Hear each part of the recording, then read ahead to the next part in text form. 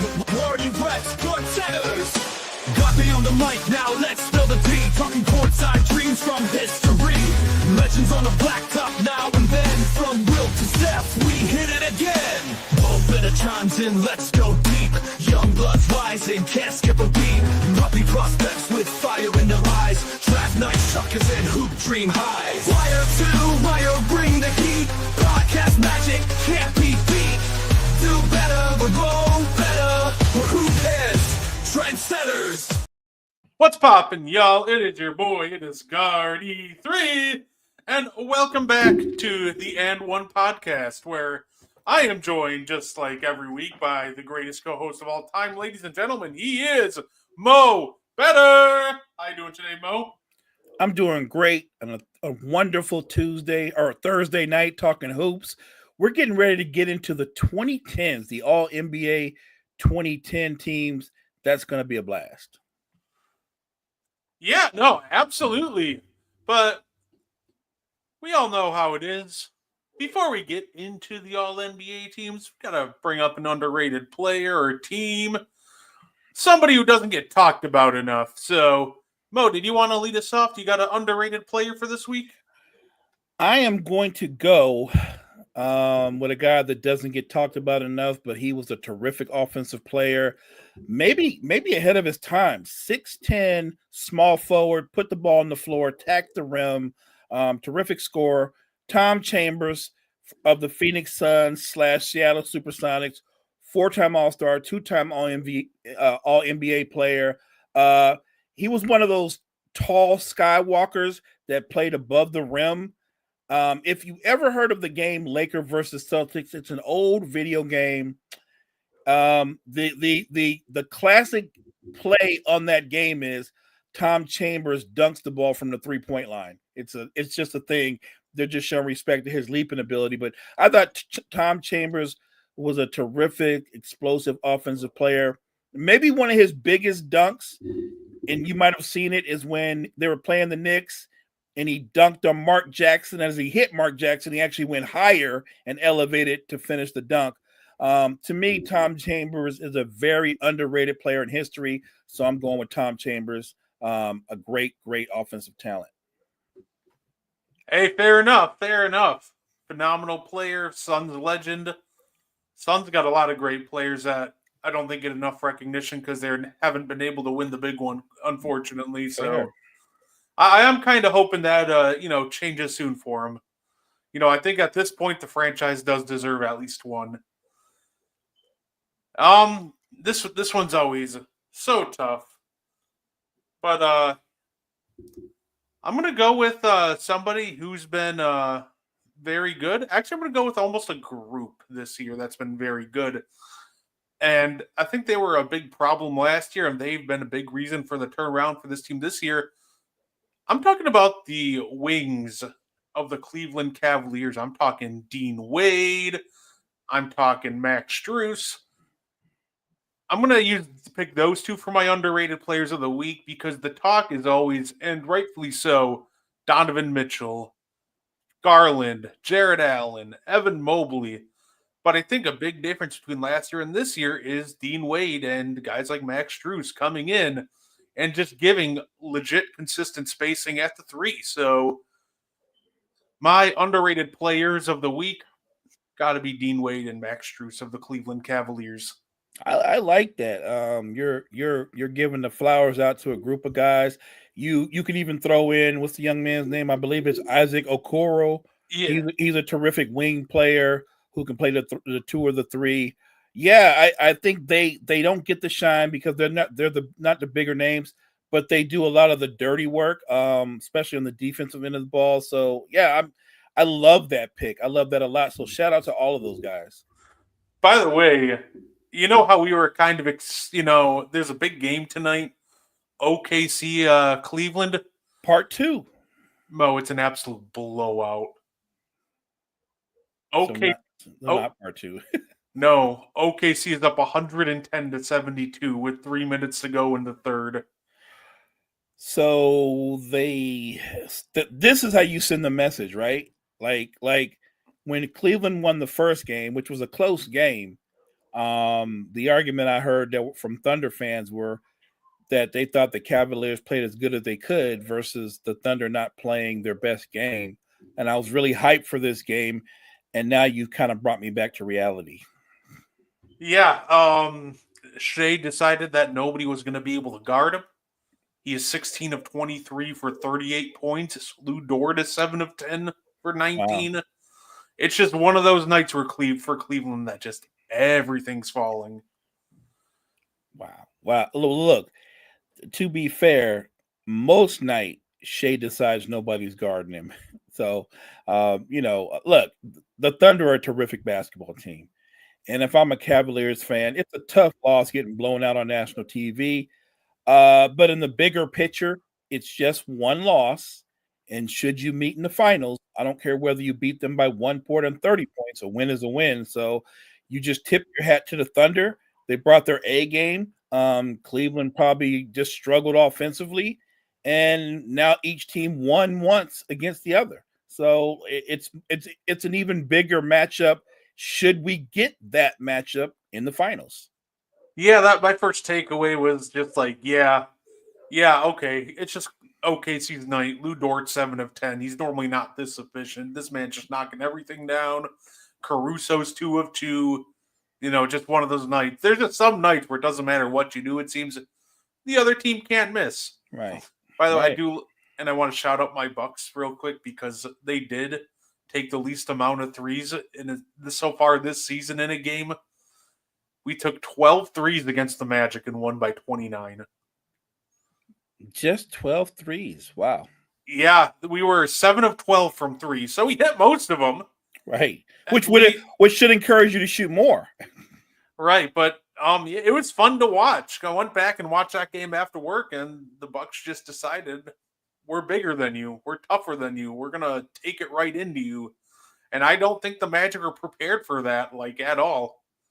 They thought they were going to force a lot more jumpers, and the Bucks were like, nope, we're going right at you. We're taking it to the rim and, sprinkling some mid-range game. And, 29-point win. I was really impressed with that. Hey, look, your Bucks have been playing, really good basketball for the last month and a half, so it isn't surprising to me. At the same time, I'm looking at the Magic. They just got back their best player. He's been back about 4 or 5 games, maybe still trying to get his legs up under him. In a perfect world, eventually they get back Franz Wagner, and they can be almost whole, and they'll be a much more diverse offensive team. Look, the Magic play hard. Anybody's ever seen them play, they play like their lives are on the line.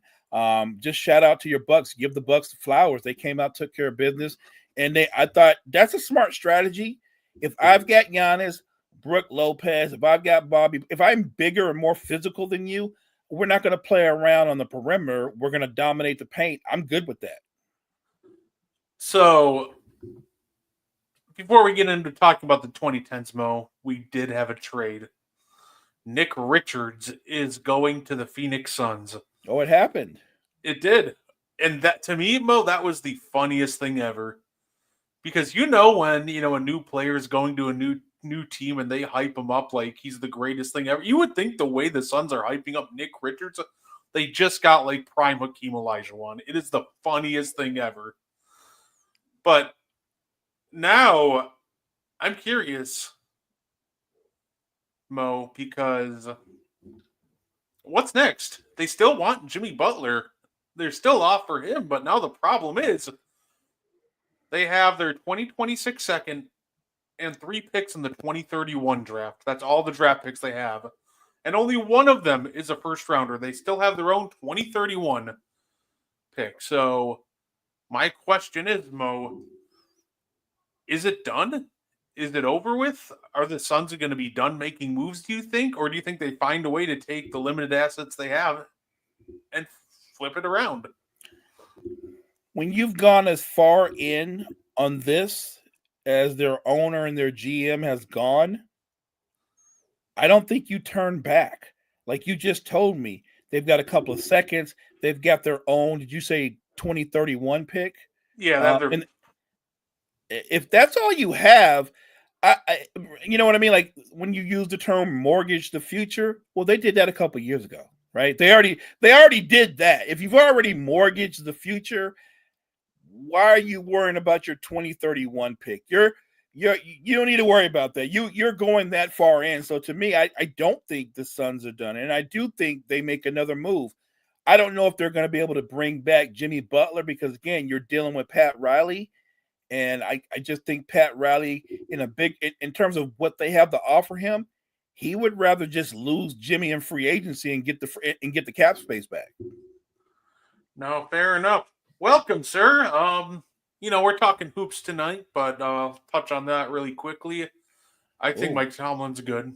I don't think there's any danger that Mike Tomlin's going anywhere, and if they do fire him, there's going to be 29 other teams ready to sign him. So, and look, if you're a Steelers fan, I get the frustration, but I don't care how good a coach you are. You know this like anybody else. You have to be solidified at the quarterback position. You have to.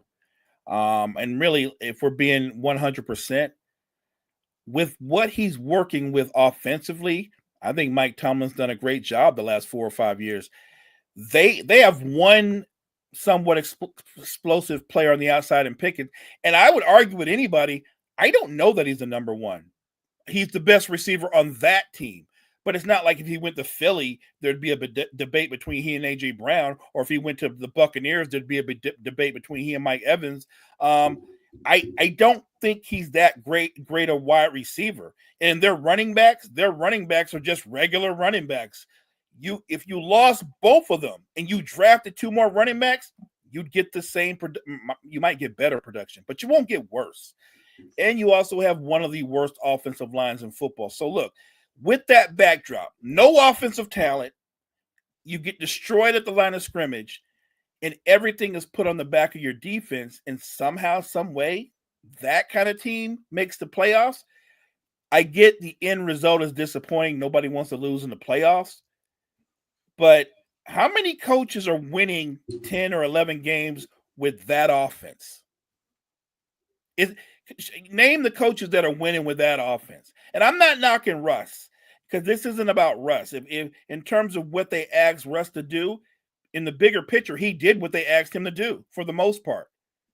But I just think that a lot of people say, well, they haven't had a quarterback since Big Ben.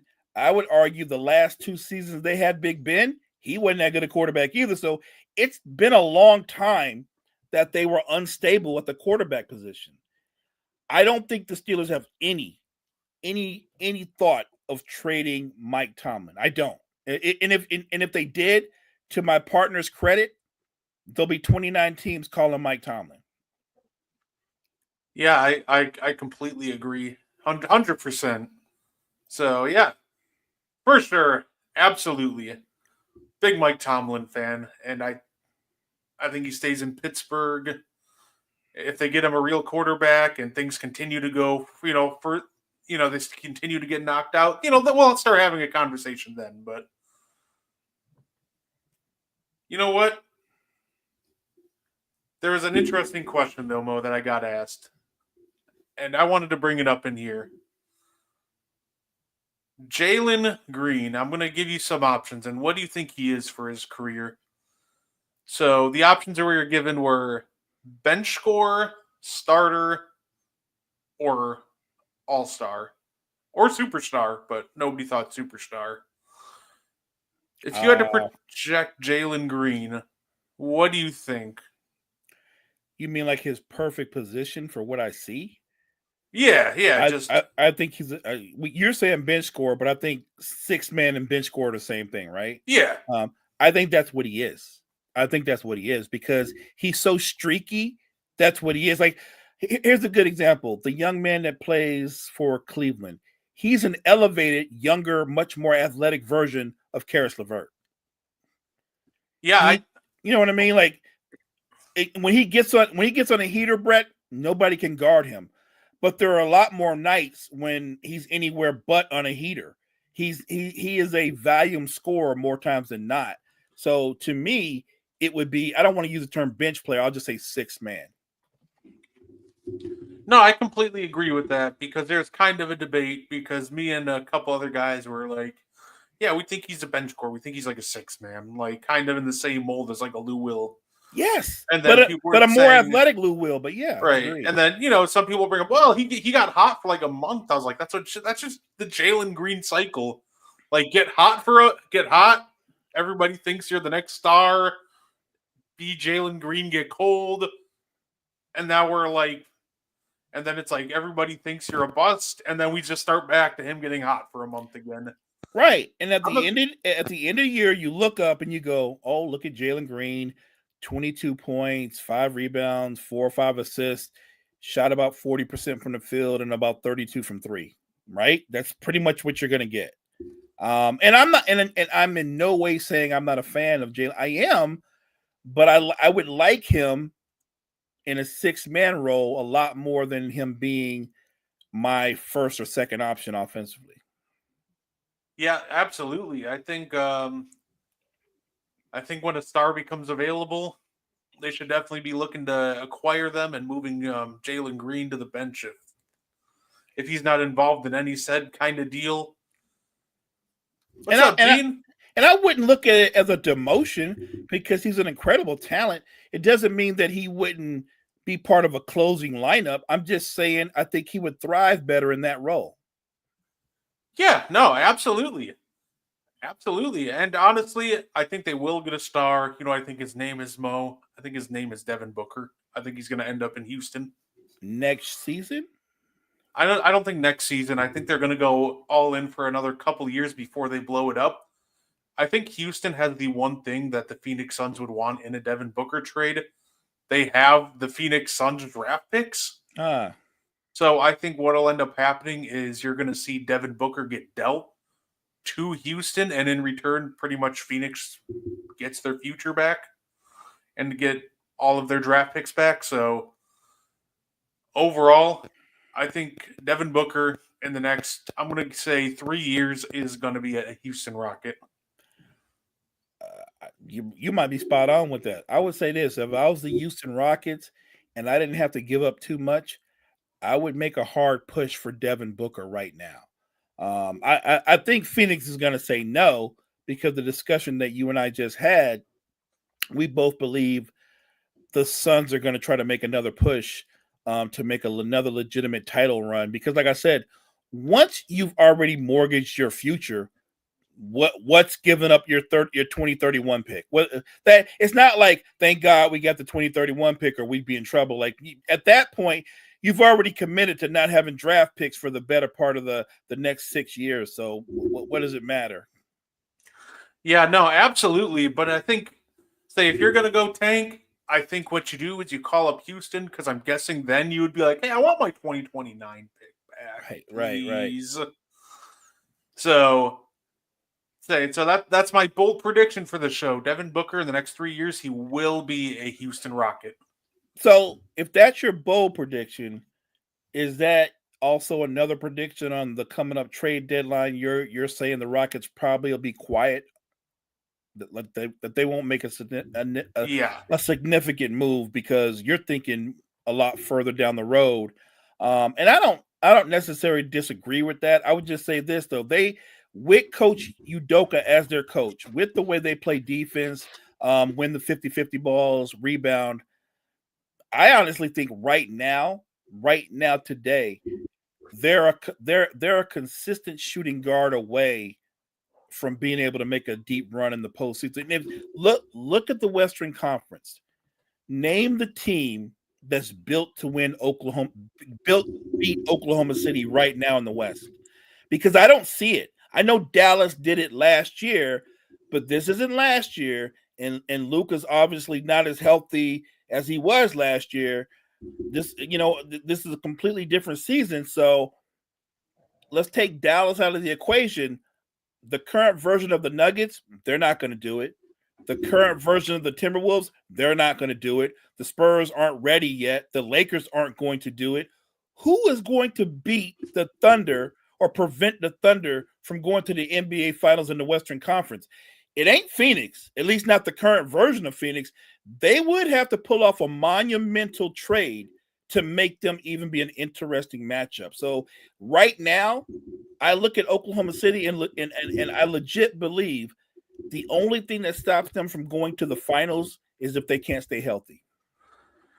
Hey, I completely agree with that. I think so too.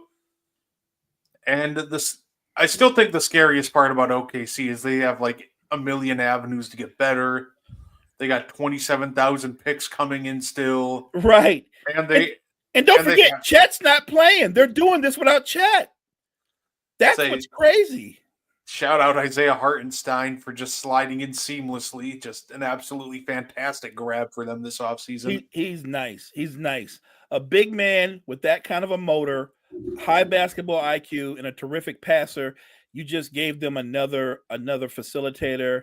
You just made a deep team even deeper. And I do think once Chet is healthy, you will see closing lineups with he and Hartenstein. No, that's absolutely fair enough. So, you know what, Mo? Why don't we get into it? Because I think we're about to talk about a period of time where we both enjoyed very much. And I'm talking about the 2010s. So, for anybody just tuning in, we started in the 80s. Then we went to the 1990s. Did the 2000s last week.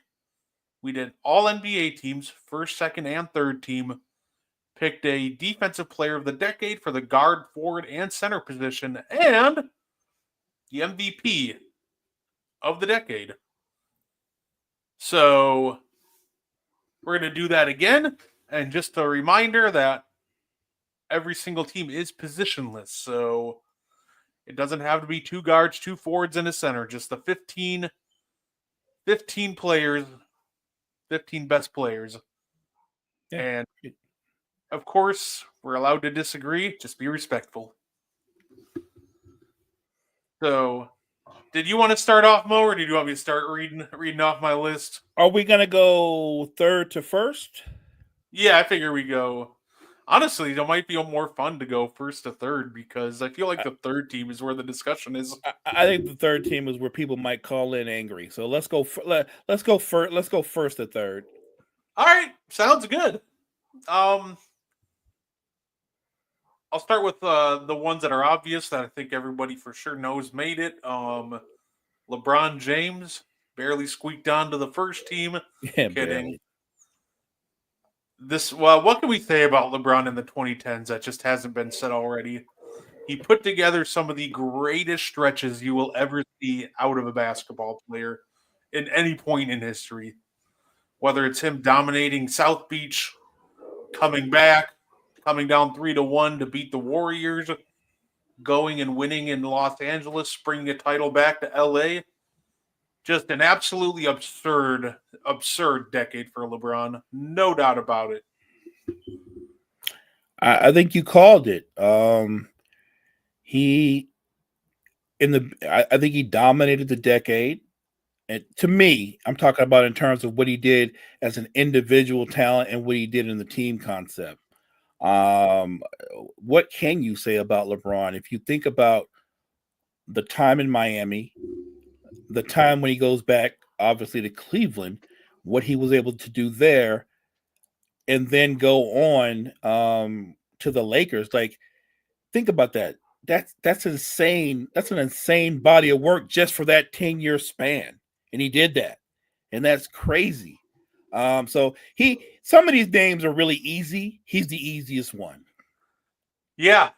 And the fact that he was so dominant during this decade that he desensitized finals appearances. He went to like 8 in a row. Right. And now people are like, oh, you didn't make it to the finals. It doesn't matter. Well, and when you try to point out that it's not easy to make the finals, well, LeBron made 8. Like, is everybody LeBron James level of great? No, there's one other guy in the history of the game that's LeBron James level of great. Maybe 2. And I'm talking about Jordan and Kareem. So yeah, you got to give him his flowers for what he did in the decade. So yeah, I'm with you, partner. If you're starting the first team All NBA team of the decade, it starts with LeBron James. And I think there's no better person to put right behind him than Steph Curry. I think this was another slam dunk. When we're talking about Steph Curry, we're talking about another guy who had an all time great decade. He anchored a dynasty. That's not easy to do. He was the blueprint for the Warriors dynasty. And just think, it almost didn't happen. He almost went to Milwaukee, but we had to nix it because of a medical. Sorry, I'm a little salty about that, but he signs the greatest contract extension in NBA history, 4 years, 44 million. Wins a unanimous MVP on it. Just an absurd talent and just absolutely game breaking. His impact is so big that people say he ruined the NBA. That's got to be like the biggest compliment to him in all reality, because he's just such a groundbreaking talent that everybody wants to be him, but there's only one of them. I agree. Steph's 1-on-1. Back-to-back MVPs, first unanimous MVP in the history of basketball. The biggest name, the culture of the Golden State Warriors is Steph Curry. He built that dynasty. Everything around them, everybody you want to give credit to, from Steve Kerr to Klay Thompson to Draymond, all their value, and they're all very valuable. Nobody is more important to that franchise than Steph Curry. Nobody is more important in the league outside of LeBron James than Steph Curry. How many guys can say that in the decade he changed the game of basketball? Literally changed the game of basketball. Steph Curry did that. No, absolutely. And of course, why don't I just go to a Steph Curry teammate right after that? I'm talking about the guy who decided to join him in 2016. Obviously, I'm talking about Kevin Durant. Just also another just groundbreaking talent. This is a guy, a true 7-footer with the handles of a almost just handles of a guard almost. Just maybe the greatest offensive all-around weapon that we have ever seen. Wherever he went, he was a force to be reckoned with. He was dominant in OKC. We know what he did in Golden State, and we can talk about his failed time in Brooklyn. But the fact of the matter is, without Kyrie and without James Harden, he pushed the future champion Bucks to the brink. He was still an absolute force in Brooklyn. And now he's still an absolute force to this day. So I'm going to put another name that's easy for me. Give me Kevin Durant. Look, I agree with you, partner. Maybe the most efficient high-level scorer in NBA history. A 7-foot guy that can break you down off the dribble, that can score at all three levels, and he's not ball dominant. He's not what we call a volume scorer. I think Kevin Durant, for his career, averages probably just under 19 shots a game. Just incredibly efficient, productive. And it's funny that he gave Porzingis the nickname a unicorn, and I'm like, no, you're the unicorn. Kevin Durant is the unicorn. Just an amazing talent, and let's give him, LeBron and Steph, some extra flowers, because these guys are 36, LeBron's 40, and still playing at the level that they're playing at. No, absolutely. And the next name I have on here, Mo, it's funny because I saw him on a graphic. Would you rather have Scottie Pippen? It was like Larry Bird, Scottie Pippen, Dominique Wilkins, or this guy. And they kept putting this guy I'm about to mention last. I think people forget what happened when Kawhi Leonard played basketball. That this is a guy that he won a finals MVP in San Antonio. He played high-level elite basketball for years after that. He obviously missed time after, he landed on Zaza's foot. Completely ended up, reshaping his career. Right. But just before he started suffering a lot of injuries in Los Angeles, he goes to Toronto, and he gives arguably one of the greatest playoff runs that we have ever seen. if we did a list, Mo, top 5 greatest playoff runs, Kawhi Leonard could very well be on there. I think that is top 5. And I would add to that his fall away jump shot in that game against the Sixers to end the series, that's the kind of shot that they make movies out of, right? That's the kind of stuff that movies are made from. The guy is falling into the stands, fading away from Embiid and Simmons coming over. Like it was an amazing shot, an amazing run. I'm taking nothing away from Dominique Wilkins or Scottie Pippen, but Dominique as a number one, I don't think he was better than Kawhi. He's a better scorer, but I don't think he's a better basketball player than Kawhi Leonard. And Scottie Pippen, you could argue, was a better defender, but I don't think he was a better scorer. So again, he's not a better basketball player than Kawhi Leonard. Look, with no hesitation, I'm taking Larry Bird over Kawhi Leonard, but for sure. But the other part of it, the other argument, I'm taking Kawhi Leonard over either one of the other two. Yeah, no, absolutely. That shot against the Sixers, like, I think what made it more wild is while the ball was bouncing on the rim, I've never heard a stadium go so quiet. You could hear a pin drop while that ball was doing its bounce. That's true. Everybody held their breath and was invested in that shot. You're right. Yeah, so which means, well, we have a choice. It's one more spot, but two more very deserving candidates, in my opinion. Russell Westbrook or James Harden. Both MVPs. Yeah. I don't know. Who do you have? I'll do it. Let me go first. Okay. I have Harden first. I took Harden over Russ. In a lot of ways, there's some similarities in that neither one of them was able to win a title, being the lead player.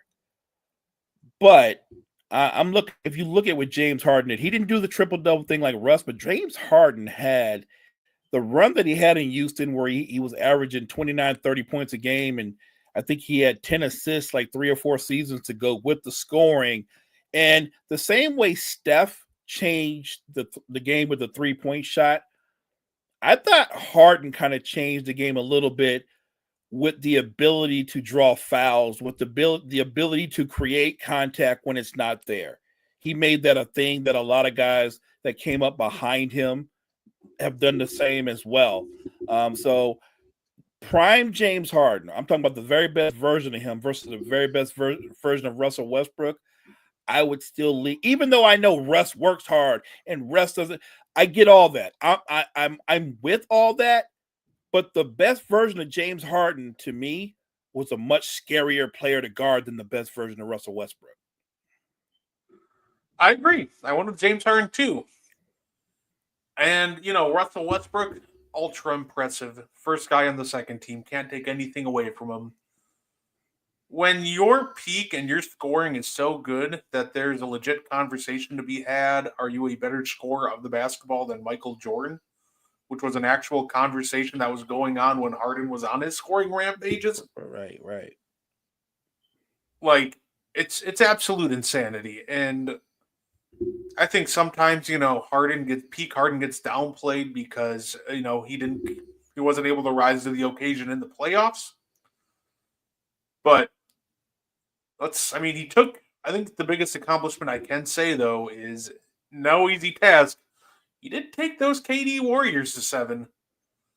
So that overall, I went with James Harden, and it was super close for me, which then I think we can both agree that second team is Russell Westbrook.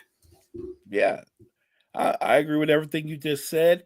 And every time I do these kind of lists, this particular list, it makes me go back and look at that Oklahoma City core and go, wow, you had Durant, Westbrook, and Harden on the same team when Durant was 23 and Westbrook was 23 and Harden was 22. You had them on the same. You had them when Serge Ibaka was 21. Like that, you had that core four. And it's amazing years later that we're talking about them, and they've all kind of elevated themselves as individual talents. But the only Durant has had more success outside of that, because obviously when he went to Golden State. But Harden, I do think that Prime Harden gets underappreciated because he never won a title. And you're right, he did take the Warriors to 7. He took them to 7. Remember, without Chris Paul. Had he had a healthy Chris Paul, there would have been some changes. Yeah, no, absolutely. Yeah, that OKC team is definitely going to go down as one of the biggest what ifs in NBA history. No doubt. Like till the end of time. But I am for my second guy on my All NBA second team. Give me Chris Paul. This is one guy. He's been so good for so long, and in most other decades, he put up numbers and just impact that he would have been on a first team in pretty much a lot of other decades. I think he was just that good. But man, he just unfortunately just kind of ran into a buzzsaw here on the first team of just like 5, 6, 7 generational talents. And even though he himself is a generational talent, it's wild. This is a guy that no matter where he goes, success follows. I get it. He hasn't won a ring. He went to the Hornets, turned them into a playoff team. He went from the Hornets to the Clippers, turned them into a playoff team. He went to Houston. They almost knocked off the Warriors. He goes from Houston to OKC. OKC was supposed to rebuild for a year. Playoff team. Yeah, he made them a playoff team, right. He goes to Phoenix. They're a finals team the first year. And now we're seeing a lot of people take jumps in San Antonio with, Chris Paul. So I think Chris Paul, a lot of people hate on him and say he isn't a winner. And if you really don't think that because he doesn't have a ring, I just don't think you know what winning is in all reality. Yeah, I think you missed the boat. Because if that's going to be the end all to be all, some of the greatest players in the history of the NBA who haven't won a ring but are Hall of Famers, they're winners. But it's not easy to win a title. And sometimes it might come down who's in your way. And I think we forget a lot of times that the team that was in Chris Paul's way a lot of the time was the San Antonio Spurs. You know what I mean? Like how many times did Duncan, Parker, and Ginobili snatch his heart out from him? And just when he thought they got older, they're about to move on, who comes along? Steph Curry and the Warriors. Just, you know what I mean? Just when he thought, okay, it's my time. No, it's not your time. Here comes the Golden State Warriors. So look, it's about timing sometimes. But to say a guy who's led the league in assists, who for the decade led the league in assists per game, made 6 All NBA first team as a defender in the decade. Not to mention you can book him for 18 or 19 points per game at a high percentage. I just think he's underappreciated. He really is, because he hasn't won a ring. Brett, before the season, when we were doing our preview, I said, and people thought, I don't know. And I was like, I think with Chris Paul and some of the additions that they have, I think the Spurs have a shot to make the play-in. And they've done nothing to make me feel like I'm wrong. I think the Spurs are on pace to make the play-in. Yeah, currently they are right outside of it. They're 19-20 to get into the play-in. We got 2 teams that are 20-20. So yeah, they're right there. Hey, yeah, that's the Spurs so far been my most proudest preseason prediction. My Wemby 7th best player in the league agenda is aging very well right now. It really is. That's saying something. Wasn't my best year for predictions. I will be the first one to admit that. How about the next guy I have, Mo, is actually somebody on your Lakers right now. And it's not Cam Reddish. Don't worry. It is Anthony Davis. I think a lot of people just misunderstand truly how good Anthony Davis was in New Orleans. I've seen people try to use his time in New Orleans against him, and my response is always the same.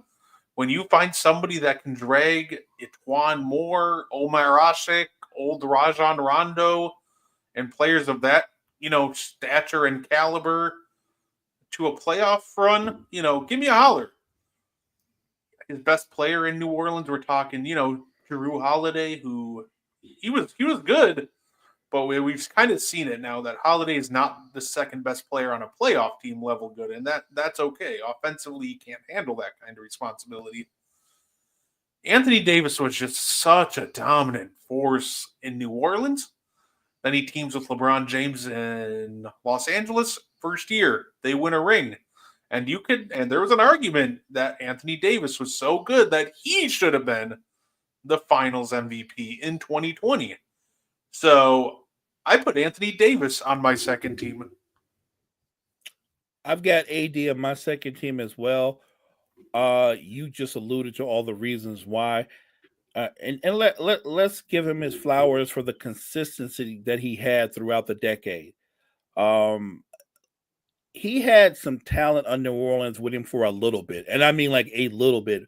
But if you look at the teams that he was able to get into the playoffs, that was not a start. The names were familiar, but they weren't star-studded teams. That was about Anthony Davis and how talented and how dominant he could be. And so, yeah, it doesn't shock me at all. Like he's warranted with his play on both ends of the floor that Anthony Davis would be second team All NBA of the decade. I agree. And the next guy I have, it looks funny now because this guy's been pretty bad so far. He's been so bad. I've seen people say Celtic Shaq move over. It is time for 76ers PG-13. But I do have Paul George on my second team for the 2010s. There's a reason that this guy keeps getting a lot of money, and it's because he's a really good basketball player. We're talking about he went to war against LeBron in Miami against the Heatles, and then he breaks his leg. And you thought maybe he wouldn't come back the same player. He arguably comes back even better and peaks as high as being a legitimate MVP candidate in 2019, finishing third. He was such a great two-way wing, athletic, could shoot. He is the prototype for what every single team wants out of their wing play. Somebody who can dominate with or without the ball in their hands. Great two-way player. I want Paul George on my second team. The funny thing, I was going back and forth between Melo and Paul George. You and I talked about it a little bit before the show. The deciding factor for me was what Paul George gives you defensively that Melo could never give you. And it's not a knock because Melo is one of the premier scorers in NBA history. But you forget that when Paul George is right, you get the defense, but you also get a guy that can drop 25 a night and shoot really high percentages, like a very efficient scorer as well. So I actually have Paul George on my second team as well. I love Melo. I wish, I'll give it like a little preview. He's in my honorable mentions. Carmelo Anthony is so tough. I think Melo's kind of that guy that he came up in the wrong eras. You're talking about a guy who came up, against the Kobe's and LeBrons, and then had to deal with, insane peaks like what, guys like T-Mac were doing, Tim Duncan, Garnett. Right. And in the 2010s, you think, yeah, it's his time. Nope, here comes LeBron, Harden, KD, Paul George, and I think Carmelo is one of the great scorers of all time. I just wish that he would have put more effort in on the other side of the ball because I feel like he should be here, and he should be here for the 2010s. But I just don't think there's enough juice there defensively for me to put him here. But he is one of my favorite players of all time. I love and respect Melo to death. No doubt, Melo's a natural bucket. He's a walking bucket. It was tough because he also, like LeBron, obviously is first team, and Melo and Wade are from the same draft class. But as we all know, everybody doesn't age the same way, and everybody's peak isn't the same. So I think LeBron clearly separated himself from Melo and Wade. And yeah, it's tough. Again, Melo's had a Hall of Fame career. This isn't about is he a great player. There's just so many great players that if I'm picking, I'm usually going to pick the guy that I feel is the better basketball player. I feel that Paul George is a better basketball player. Yeah, that's fair. Honestly, I might amend my 2000s list and sneak Melo onto the third team. I'm gonna admit that live. I'm amending my list from last week. That's I like okay. that. I like that. My last guy on the second team, and you can call me a homer. It's okay. It's the Greek Freak. His name is Giannis, because I think his ascent started just in time to steal this spot. We're talking about he wins a Most Improved Player. He gets challenged by none other than Kobe Bryant. Next step, MVP before the turn of the decade. He does just that. Your 2019 MVP. And he obviously can, follows it up with another one, and he wins not only an MVP, he wins DPOI in the same year. Granted, that counts for next decade. But this is a guy who went from an unknown that your boy was confused on why did we draft this skinny kid from Greece. Right. And right. I am so glad I am not an NBA talent evaluator in 2013 because I was so wrong. I'm right there with you, partner. I did not see this coming. Yeah, I didn't see it coming either. I'll be the first to admit it. If I ever see Giannis, I'm apologizing so badly. But I think that he did just enough there at the end. Oh, sorry, was it? And that's the tough part. No, I'm with you on Giannis. The tough part for me was because Giannis, he didn't start, he became like a star, 2016? Around 2016? Yeah. And I thought, a guy who, it's weird that I'm defending this guy, who I thought was a good player, but I was never thinking he was one of the best of the best. But remember, Blake Griffin from 2010 to maybe 2018, you could book him for 22 points, 8 rebounds, almost 5 assists. I would argue that he had a better. He's not a better player, but he had a better decade than Giannis did. Not on the back end of the decade, but if you look at the first, literally from 2010 to 2017, Blake is 22, 22, 24, 22, 21, 20, and that's for a 7-year period to go along with averaging around 9 rebounds a game and around 4.5 assists a game, shooting a high percentage. I would probably have Blake on my second team. Yeah, I don't have a problem with Blake Griffin. I think the big thing with Giannis, what ends up separating too, is obviously he just ascends into this, has this insane peak in 2019 that's hard to touch. But also, still for half the decade, he's a pretty elite defender right off the bat. Even 2013 Giannis, he's a very good defender, and he just keeps evolving that end. And I think that's kind of where, because I thought Blake Griffin too. Blake Griffin's in my honorable mentions. Blake Griffin is a guy that I had thought about over Giannis, but I thought the gap on defense between the two was pretty big. So that was kind of my splitting point between Blake and Giannis when I was initially sorting through names. I feel you. Look, I like I said, I've never been a Blake Griffin guy, but if we're doing for the decade, literally 2010 to 2020, I think what solidified it for me for what Blake was the 2 seasons he had with Detroit. The first year it's 19, 6-6. The next year it's 24, 7-5, shooting 46 from the field and almost 37 from 3. He solidified himself in the 2018, 2019 season, having that big season. That's literally his career year scoring wise. Before that, I think he had 24.1 in 2012, 2013. So I thought if yes, the defense separates one from the other, but offensively, Blake was an elite player from 2010 to 2018. Giannis wasn't an elite offensive player until 2016. Hey, you know what? I respect the argument, sir. I respect it. No doubt. We don't And- always agree. We don't Oh, always agree. absolutely not. On my third team, this first guy, Mo, I think he had such an insane 2011 that everything after is kind of just gravy, but he was a productive player up until 2019.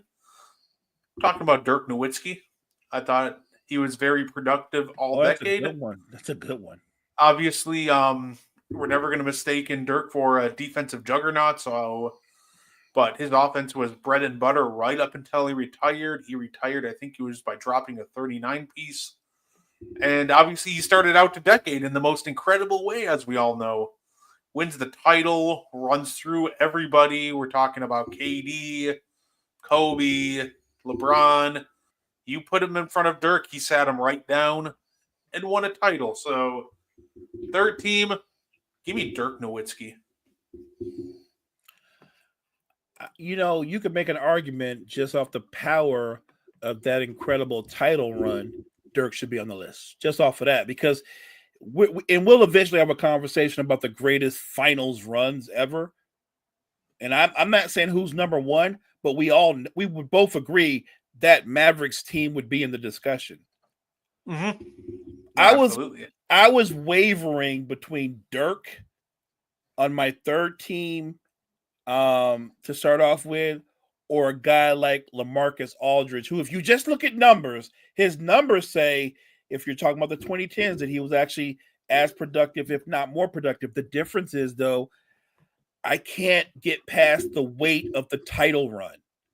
You know what I mean? The weight of the title run, it supersedes anything else. So I went with Dirk as well. So we're on the same page so far, partner. Oh, fair enough. Spoiler alert. So we disagreed on the second team. I've got Giannis on the third team. Hey, fair enough. For my, I got a couple of guys, Mo, that I thought were dominant enough in the beginning that it kind of carried them for the rest of the decade. The first guy I have, Dwayne Wade. Obviously, I think, by 2015, 2014, Dwayne Wade wasn't Flash anymore. But we're talking about a guy who, even in the first 3 years alone, 2011, they pull it off. Dwayne Wade's Finals MVP. He was very productive again in 2012, 2013, and even like the more broken down version of Flash, he just went from elite to still a very good basketball player. So I'm going to go with Dwayne Wade on my third team. I'm with you. I've got D Wade there for the same reason, that even the guy near the end where he wasn't quite Flash, where he spent more time in the post, where he added more pump fakes, he still was playing at a high level. Don't forget, Wade was effective on both ends of the floor. I've got D Wade on my third team as well. And, of course, Mo, I think it'd be disingenuous to leave out this guy. And this guy's just so consistent that I don't know how he did it for so long. Just the fundamentals, I guess. I went with Tim Duncan. This is a guy, even we go into the 2015, we're talking about 2 finals appearances, winning 1, and was a Ray Allen 3. We're pretty much him being on the court away from back-to-back finals wins. We remember Pop had taken out Tim Duncan for the offensive versatility of Boris, which gave Bosch the height to snag the offensive rebound off the LeBron miss. And you want to talk about impact, Mo? This guy was still all defense the year he retired. This guy was just straight up the model of consistency, an elite defender, and he was still, I would say, a very, very good, he was always a very good offensive player, but this guy was still making all NBA first teams 2 years before he retired. 2013, all NBA first team. So I went with the consistency in the first half of the decade. That was Tim Duncan. I've got Duncan on the team too.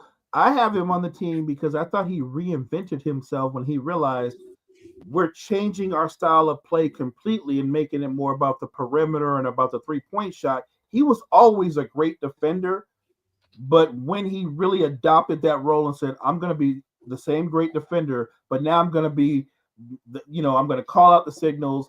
I'm going to be a dominant rebounder, still give you guys 15, 16 points a night. I can't not have Tim Duncan on my team, knowing that he was still playing at a high level, that he was still, to me, arguably one of the two best, maybe three best defenders of the decade at that point in his career. So yeah, so far, look, we've basically got the same team so far, with the exception of, I already told you that I had Giannis on there, but I'm with you, partner. Yeah, and when you still needed him, Mo, he would still deliver big time. In that Game 6 loss to the Heat where Ray Allen hit the shot, Timmy went for 30. And the game after, he went for 24. He let other guys have the spotlight, but when called upon, he could still give you 20 if you needed it.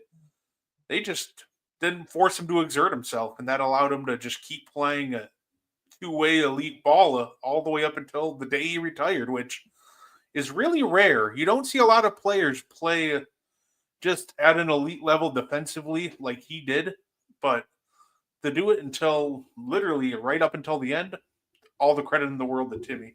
He's unique. He's one of one because it helped the fact that his game wasn't predicated on athleticism. It wasn't about a 40-inch vertical or anything like that. Tim Duncan's game was predicated off of fundamentals, footwork, basketball IQ, all of the above. It's what made him the great player that he was. And I think it helped him extend his career and play at a high level later in his career. No, absolutely. And this one might be controversial to some, Mo, but that's what I'm here to do, to create some controversy.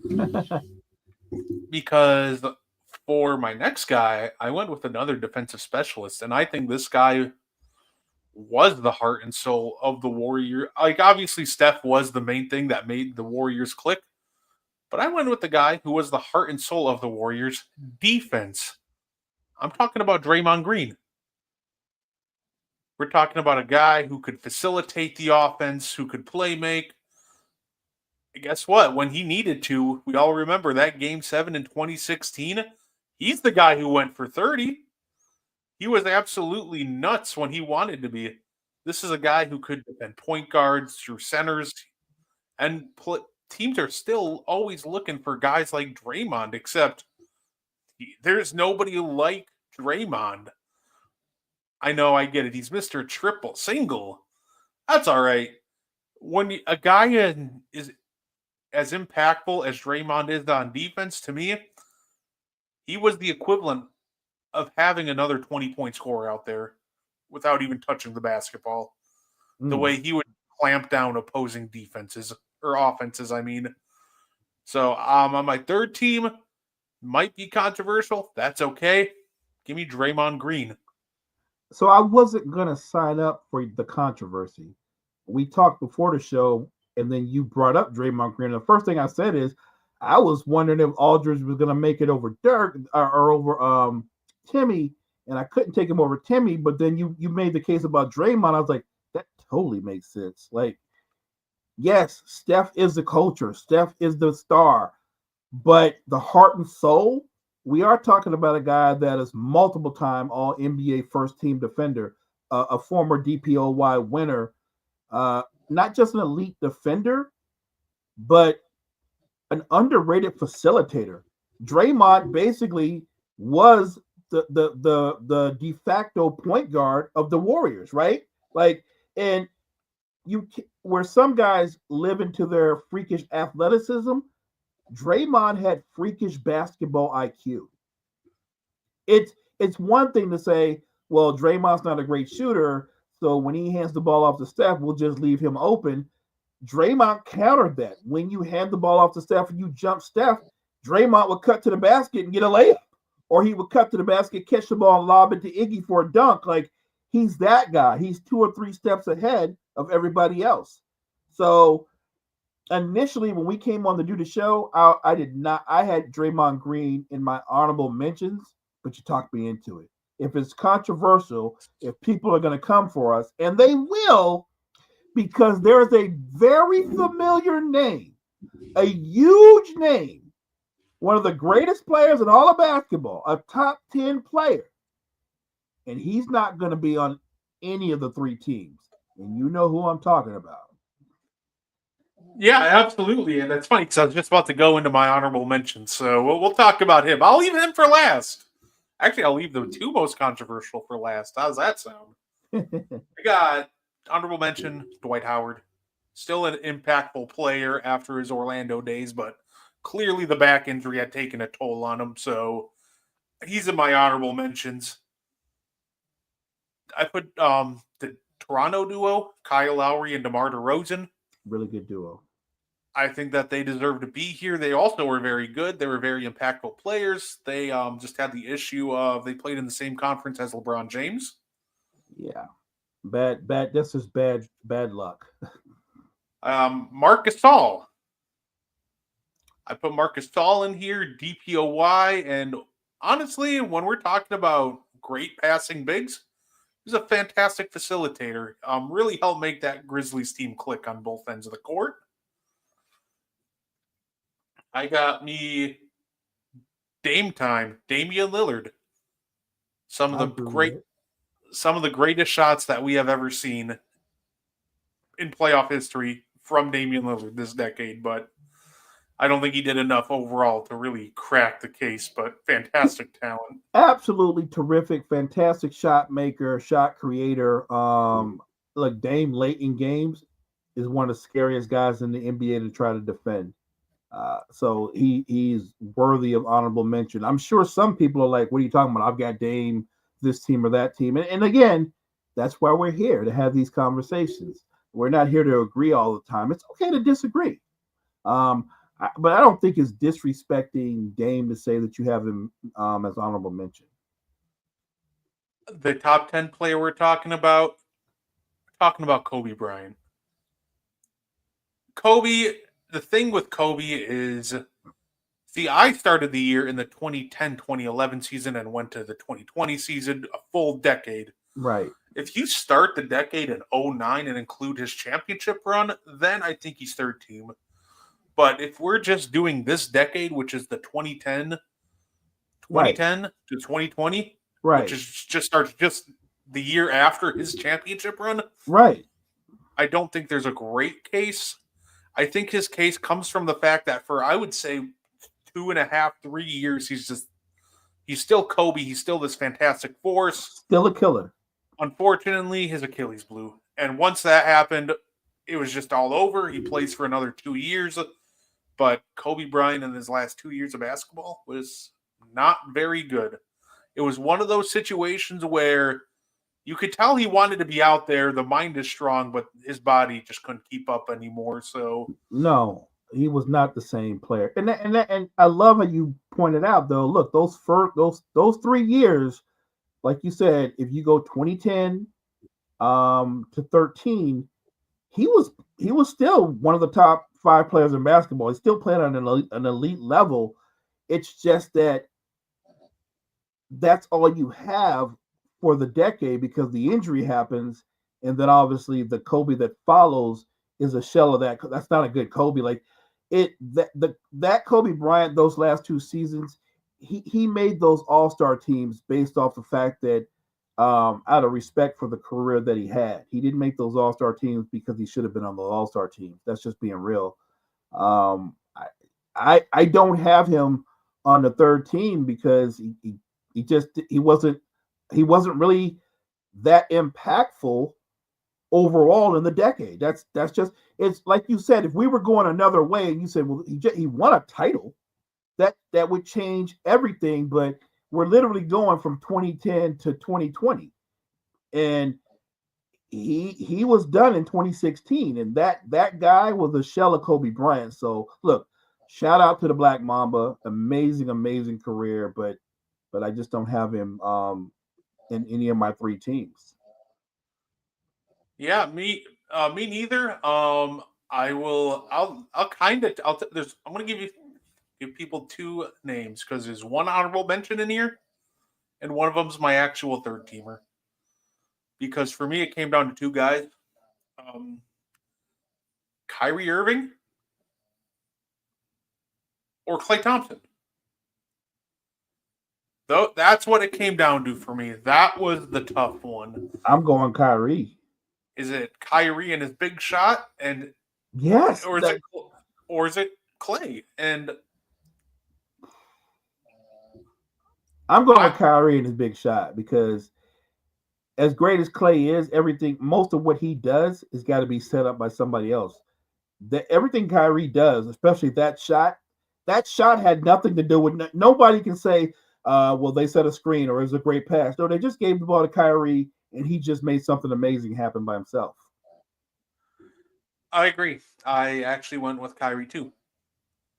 It's not a slight against Klay Thompson. He's absolutely a fantastic basketball player. Absolutely. In first ballot Hall of Famer. No disagreement from me.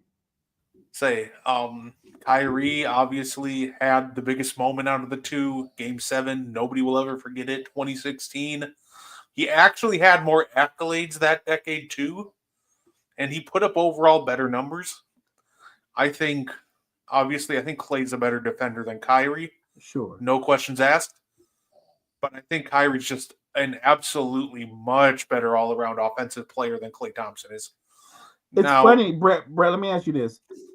Because of his quickness and his ball handling skills, we sometimes get caught up in that to the point where we forget that just as a jump shooter, as a shooter, Kyrie's one of the best shooters in basketball. We don't talk about that because he's not perceived to be like that. But if you look at his career and look at his shooting splits, he's been a terrific shooter for the better part of a decade or more.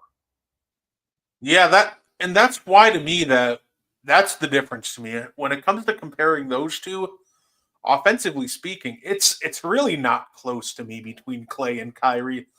I think you can argue that, Klay's up there with him or maybe even a better three-point shooter. Right. But the point is that's only one aspect of offense. Like, as soon as we start getting into any other debate, who's better at the rim? Kyrie. Who's better in the mid-range? Kyrie. Who's better off the dribble? Kyrie. Like, to me, they're both fantastic, but I'm going to give my slight edge to Kyrie. And that, my friends, is our all-NBA teams. But don't worry, because I also have a Defensive Player of the Decade and an MVP for you. And obviously it's fun for each position, guard, forward, and center. I'm going to start with the center because I feel like that's the easiest one. And I'm going to go with Rudy Gobert. Everybody likes to focus on the things that Rudy Gobert does not do well, but what he does do well, which is protect the rim, he does it at an elite level. He does it at a level which few others before him can say they do. And he's doing it in an era which, in all reality, he shouldn't be. Rudy Gobert has a build where, in all reality, you look at him and go, I'm going to play this guy right off the court. But nobody can seem to do it because he's actually very good at playing his space for somebody his size. For somebody who doesn't have the mobility that some of these new age guards have, new age bigs, he's always on the court. He's always there. And you can argue about his impact offensively and what he can't do. But what he can do is anchor a top 10 defense because every year up until this one, no matter who you put around him, that's exactly what he did. He anchored a top 10 defense. Facts. Teams that surrounded him with Jordan Clarkson, Royce O'Neal, Donovan Mitchell, Mike Conley, who, good defender in his prime, he tried in Utah, but he wasn't the defender he once was. Bojan Bogdanovic. The Utah Jazz truly threw some abysmal defense around Rudy, and he still found a way to make them in the top 10 unit on that end. So I went with Rudy Gobert as the best defensive center of the decade. Look, for me, it was easy choosing Gobert because you can look at the numbers, you can look at his accolades. He is the best defensive center of the decade, point blank, period, in discussion. And his impact, like you said, it's not an accident. Now, granted, the Timberwolves are struggling a little bit this year, but that's really more about the trade and the chemistry that they're struggling with. But when Rudy went there, they they became a top 2, top 3 defense just like that instantly. That's his impact. And another thing that is a big part of defense is ending possessions. I point that out because Rudy Gobert is a great defensive rebounder. And so he doesn't just stop possessions, he ends possessions with his rebounding. So I'm with you 100% on Rudy Gobert being the defensive player for the center, 100%. I'm going to leave the forward for last because I feel like that's the most interesting discussion, but I'm going to go with the guards next. And to me, actually, this one wasn't as hard as I thought it would be. There were some great defenders in the 2010s. We got guys like Drew Holiday, but I think there was one guy who stood head and shoulders above the rest. I also want to shout out Andre Roberson I considered for this. He's great. But I went with Tony Allen. Tony Allen's a guy who's so good defensively that Kobe said that he was the hardest defender he ever had to face. Grind City. We're talking about a guy who's not only quick enough to keep up with you, but he's big, he's physical, and you can't post him up because he doesn't move.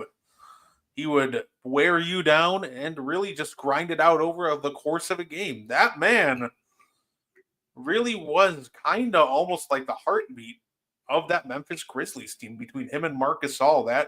Those anchors on defense, those are the big reasons why that team was always just such a good defensive team. And it starts with Tony Allen taking away your best offensive player at the point of attack. Quick hands, incredible lateral quickness, the ability to play in space defensively against some of the best offensive players, physical, just a dog when it came to being competing on the defensive side of the game. He's one of the hardest guys to get separation from if you're an offensive player because he gets up into your body and within the rules, he finds a way to take your legs away from you. He was just an elite even as great as he was as a defender. I think people who didn't see him play don't realize so if you've never seen Tony Allen play, go to YouTube, pull up Tony Allen playing defense highlights. There's no shortage of them. He's a great defender. Yeah, absolutely. And for forward, it came down to 3 names for me. Anthony Davis was somebody I thought about here. Kawhi Leonard and Draymond Green. I went with Draymond. I think Draymond Green, the most impactful defender of this decade. And I think that he had stiff competition. I think saying that, because I don't want to say it wasn't close because of how good Kawhi and Anthony Davis were defensively. He had competition. Kawhi was so good that they'd take their best offensive player and park him in the corner just to keep Kawhi out of the play. But at the end of the day, it's hard to argue with the results and the results of the Warriors having a dynasty in which every single year that they have a top 10 defense. Not only is Draymond Green the most impactful defender of this decade, he's just one of the best defenders of all time. This is a guy who I have no doubt, if I went back and made a top 10 list real quick, Draymond Green would be a top 10 defender of all time. That's just how impactful he was. So I went with Dre. When your team basically lives in the finals for the bulk of the decade, and you're what Steph is offensively to the defense. A lot of times we use the term his best defense is his offense. I would argue that Draymond's best offense was his defense. When Draymond got a stop, he's the same guy that after he got the stop, snatched the rebound and can go coast to coast and start the offense and generate offense in the open floor. I think Draymond Green is underappreciated because he doesn't put up the big offensive numbers, but his impact on your offense, if you can appreciate basketball IQ, ball movement, passing, screening, is incredible. Steph is the star. He is the finisher, but in many ways, isn't Draymond the quarterback? Yeah, no, absolutely. Absolutely. That's why I always laugh. That's how I know when people feels like they don't understand basketball is when they say, oh, Dre, he sucks. He's Mr. Triple Single. Like, You just don't get it because not only it's for him, it's really not only what shows up on the stat sheet, it's what doesn't. It's him calling out cuts. It's him jumping passing lanes. It's him being able to switch 1 through 5 and legitimately be able to guard all 5 positions. Right. He does so many things that just aren't going to show up on a stat sheet. If I'm just looking at a box score, I might go, yeah, this Draymond dude sucks. What's the big deal? But as soon as you watch the game real quick, you understand, like, okay, this is what he's doing. Okay. So I went with Dre. I'm with you. Which leads us to the MVP of the decade. I think we can kind of agree that this is just a 2-person race. I think we can. It's I'm gonna say it right. We're talking LeBron and Steph, right? Yep. Yeah. It's that's all it could be. That's all it could be, right? I'm with you. Yeah. No disrespect to the other guys on the first team, but there's just guys that have generational impact. And both these guys just had such an impact on their team that it cannot be overstated enough. Wherever LeBron went, he brought titles to, while Steph recovered, who's a guy who nobody thought that, he'd be this good. There's a reason he only got a 4-year, $44 million extension, but then he blew up and became a top 10 player in basketball history.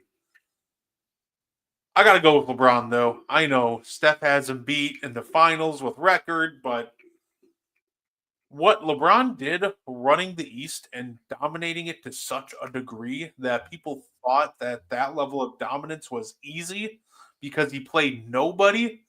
Like, I promise you, LeBron didn't play nobody. He was just that good that he made it seem like he was playing nobody.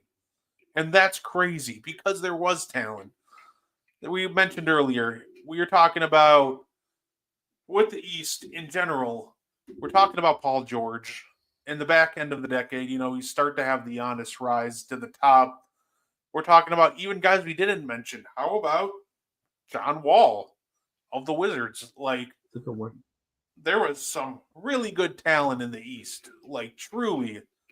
But LeBron James was such a dominant force that it didn't matter. He was just better. And whatever team LeBron was on, that's who was going to the finals. So yeah, and so when somebody tries to just water it down and go, well, he had Kyrie and Kevin Love, and I go, that's true. But you know what he did? Kyrie left, and he took Kevin Love to the NBA Finals. Like he was that guy. Steph was amazing. He and LeBron separate themselves from Durant, Kawhi, and Harden. But I think LeBron separates himself from Steph because even though Steph hasn't beat in terms of the beating him in the finals, what LeBron did in the decade and what he did in particular when he came back down from 3-1, I'm just saying the man's got multiple finals MVPs, multiple rings, one of the greatest comebacks, if not the greatest comeback, and it's probably the greatest comeback in finals history. The greatest defensive play. I make the argument. I did it before that LeBron's chase down block, I think, is the greatest defensive play in the history of the NBA. And I'm not going to disagree with that. That's absolutely fair. And by the way, I love when people make the argument that, he had Kevin Love in 2018.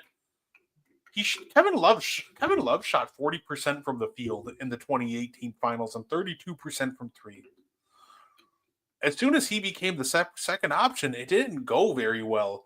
People think that LeBron had Minnesota Kevin Love. He's averaging 25 and 12 in 2018. Right. But the reality is, by the time we reach 2018, it's just not Kevin Love anymore. He's still a good player, but he wasn't second best player on a championship team level good. And that just kind of was apparent throughout the final, throughout even that entire playoff run. But LeBron just kind of drugged that team kicking and screaming all the way to the finals. He did.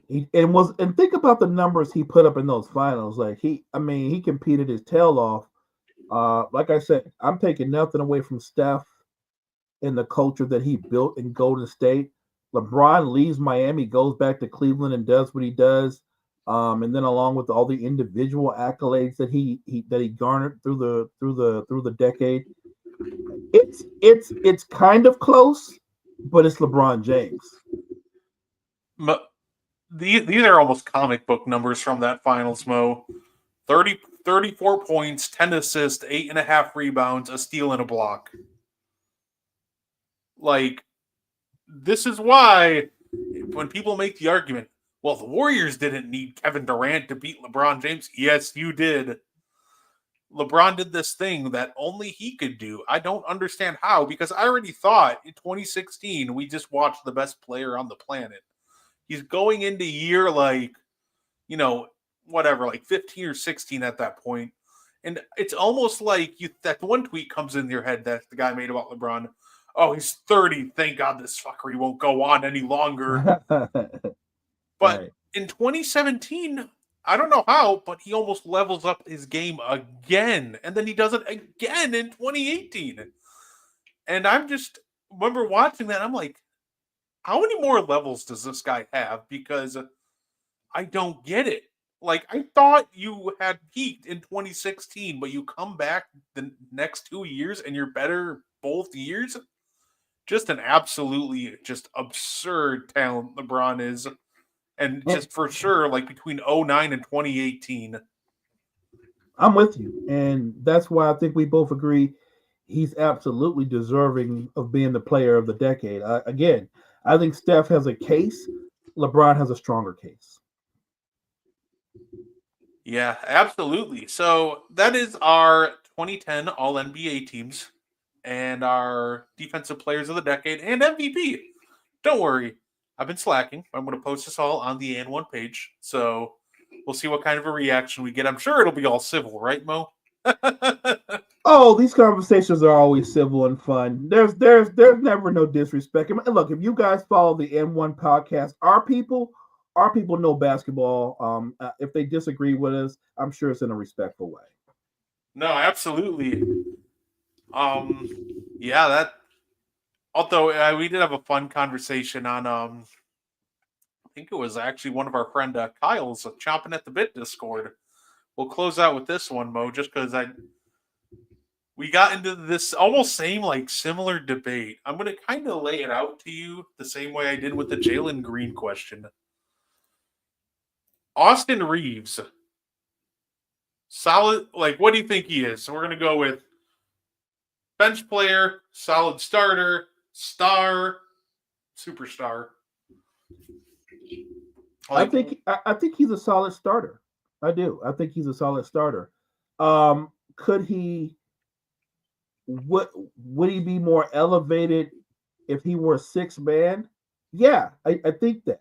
But on the Lakers, it's not like the guy that currently plays two guard is. You know what I mean? Like if Austin Reeves isn't starting as the two, who's starting? Because they don't have a lot of great two guards on the Lakers. So, but if he were on another team in a different role, he might win six man of the year multiple times. See, I think worst case scenario, he's a solid starter. I think best case scenario, he's an elite six man. Okay, I'm still glad we're on the same page with that one. We had somebody trying to debate us that they paid Austin Reeves superstar money this past off season and tried to say he was the third star of the Lakers. And me and Kyle were just like, not every team has a third star, and that's okay. Right. And I kind of laughed because he said superstar money what Austin Reeves is making this year. So I went and looked at his salary. It's a nice salary, but it's not superstar money. No, because I'm looking like, okay, so if this is superstar salary, then our third star salary, then we got Dennis Schroeder, Isaiah Joe, Obi Toppin, Cole Anthony. Right. Are they all stars too? Right. Now, I found that funny, and actually, we'll wrap up on the other conversation we had with in that Discord. We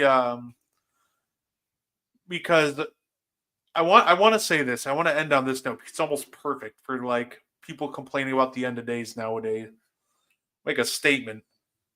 You guys don't hate the 3-point shot. You hate how it's generated. Hmm. And what I mean by that is people complain about too many threes. The problem isn't too many threes. The problem is you see highlights from teams like the Hornets who just run to the line and jack up a three or try to play like the Boston Celtics, even though they don't have the personnel for it.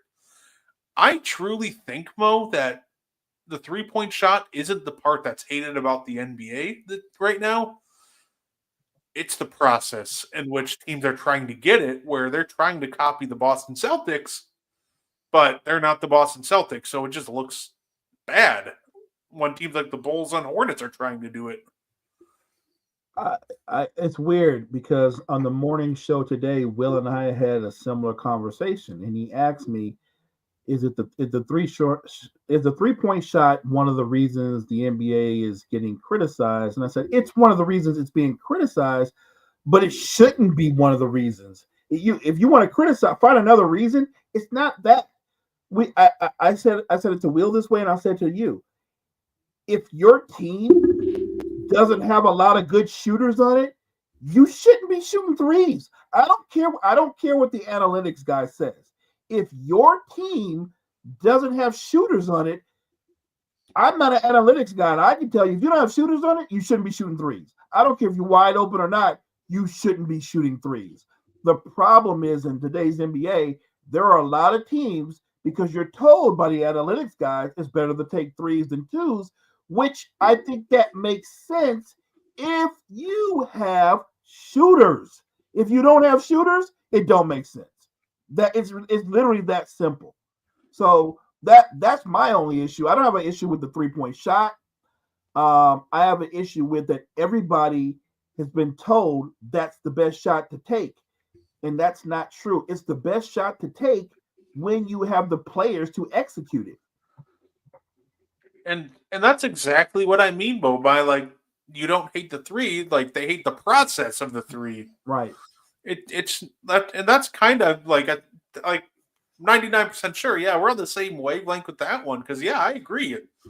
Because it's not shooting three bad; it's watching teams with non-shooters on it try to emulate the Celtics. That's just annoying. Like, dude, you drafted these guys who are long, lengthy, and can finish around the rim, but you want to sit out there taking 35 threes. Like, what are you doing? Right.